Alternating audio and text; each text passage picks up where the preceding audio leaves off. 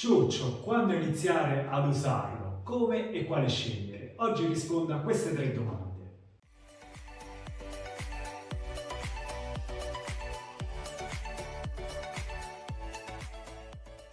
Mi presento, sono Marco Roselli, un osteopata pediatrico, lavoro con neonati e bambini di tutte le età.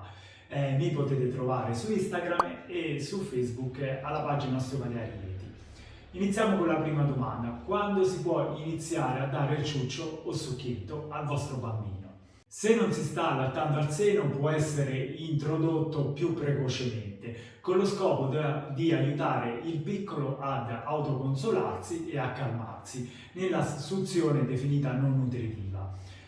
Sempre dopo aver risposto comunque ai suoi bisogni primari, la fame, il sonno e il suo bisogno di affetto e di coccole. Deve essere un valido aiuto, ma non la soluzione. Se sta allattando al seno dobbiamo attendere un pochino di più, per due motivi. Il primo perché la meccanica di suzione cambia, il ciuccio infatti è più morbido e il bambino potrebbe trovare difficoltà con il seno che richiede uno sforzo maggiore.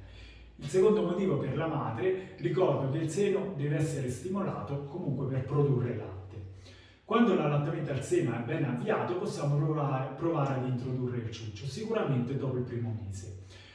Ci sono bambini molto calmi che riescono comunque a consolarsi da soli facilmente, anche semplicemente con l'intervento dei genitori. In questo caso non serve il ciuccio.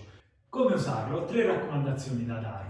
La prima è di non abusare con il suo utilizzo. Infatti il ciuccio può influire con la deglutizione, non permettendo il modellamento del palato ad opera della lingua, che spingerà in avanti contro i denti e potrà creare delle occlusioni dentali atipiche. La seconda raccomandazione è di evitare il suo utilizzo nelle attività di gioco e motorie del bambino, quando fa il tummy time, quando striscia, quando gattona o soprattutto quando si metterà in piedi e proverà a camminare. In queste situazioni non c'è bisogno di autoconsolarsi e influirà con il suo sviluppo motorio e di esplorazione dei giochi, ma anche delle manine e dei piedini nei primi mesi. Potete comunque utilizzarlo per far addormentare il vostro bambino. Se dovesse perderlo durante la notte non c'è necessità di rimetterglielo in bocca, può tornare utile se dovesse svegliarsi per consolarlo. Terza raccomandazione è di eliminarlo, comunque ridurre di molto il suo utilizzo entro il primo anno, massimo 2, per non limitarlo nella comunicazione e nel linguaggio. Anche perché in questo periodo comincerà a stare in piedi e a camminare e, come ho detto prima, il ciuccio non serve per l'acquisizione di queste abilità motorie. Quale scegliere?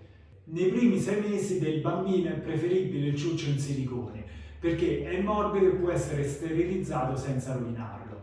Va bene anche la forma a goccia o ciliegia, più rotonda in grado di riprodurre meglio il seno.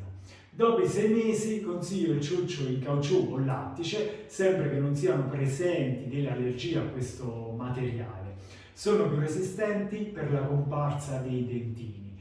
Preferibile un ciuccio anatomico o piatto e della misura giusta per l'età del bambino, per non interferire con la deglutizione di cui vi ho parlato prima. Questi sono i miei consigli, spero vivamente possano esservi di aiuto. Cosa ne pensate? Il vostro bambino utilizza il ciuccio? Siete riusciti a limitarne il suo utilizzo? Scrivetelo nei commenti, sarà sicuramente di aiuto per me e per altri genitori. Io vi saluto, vi invito sempre a iscrivervi al canale e ci vediamo al prossimo video.